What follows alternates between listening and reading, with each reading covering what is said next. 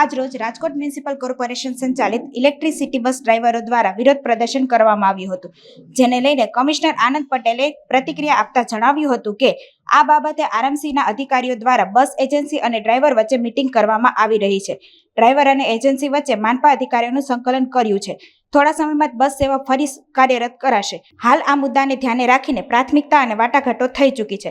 Agency આ મામલે કાયમી સમાધાનની વ્યવસ્થા નહીં કરે તો આગળ કાર્યવાહી કરવામાં આવશે. આપણે મુખ્યત્વે જે જાહેર પરિવહન વ્યવસ્થા છે એમાં ડીઝલ બસ પ્લસ ઇલેક્ટ્રિક બસ આપણી જે છે ઇલેક્ટ્રિક બસ ના મારફતે આપણે સંચાલન કરી રહ્યા છે. એટલે હાલનો આ જે પ્રશ્ન છે એ ઇલેક્ટ્રિક બસના જે ઓપરેટર છે એમને લગતો પ્રશ્ન છે. એમના જે ડ્રાઈવર એમના તરફથી હાયર કરેલા હોય છે એમના પગાર બાબતેની માગણીને લઈ અને પ્રશ્ન હાલમાં ઉપસ્થિત થયેલ છે.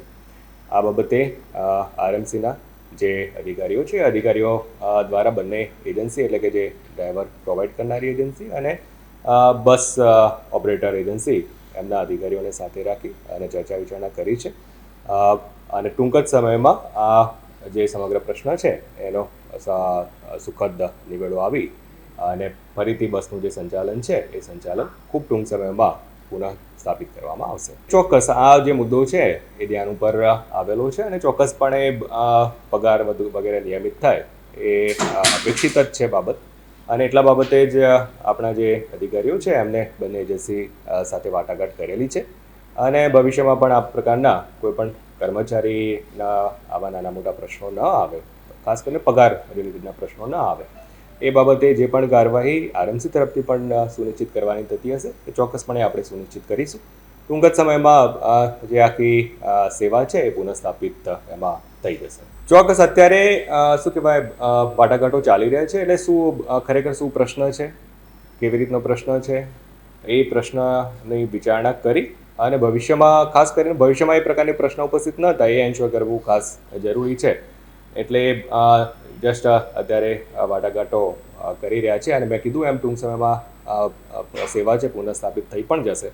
એટલે ત્યારબાદ એમાં એના અલગ અલગ પાસાઓ વિચારણા કરી અને જે એડમિનિસ્ટ્રેટિવ જે જોવાનું હશે અમે જોઈશું. ને એવું નથી હોતું, ઘણી વખતે શું છે માર્ચ એન્ડ કે આ પ્રકારનું હોય ત્યારે એક્સ્ટ્રા લોડ કે પ્રકારની કાર્યવાહી થતી હોય તો 10-15 દિવસની કદાચ નાની મોટી થતી હોય છે, બાકી નિયમિત જ એમાં કાર્યવાહી થતી હોય છે. અને એ ઉપરાંત પણ જે બસ ઓપરેશન પણ થતું હોય છે, બસ ઓપરેશનના પણ જે નાના મોટા પ્રશ્નો હોય છે પ્રશ્નો ધ્યાને લઈ અને પછી એનો પેમેન્ટને બધી કાર્યવાહી નિયમ પ્રમાણેની થતી હોય છે. એટલે એવું કે ડિલેના એવા કંઈ પ્રશ્નો નથી હોતા, પણ સ્વાભાવિક છે મેં વાત કરીએ માર્ચ એન્ડ વગેરેમાં પણ ક્યારેક 10-15 દિવસનું ઓવરઓલ પેમેન્ટ વગેરેમાં ડિલે થતું હોય છે. એવું કોઈ મેજર કોઈ ડિલે ક્યારે પણ નથી થતું હોતું. અને એ બાબત પણ આવું પણ કંઈ પ્રશ્ન હશે તો ચોક્કસપણે એમાં પણ નિયમિતતા સુનિશ્ચિત થાય એ અમે એન્શ્યોર કરીશું.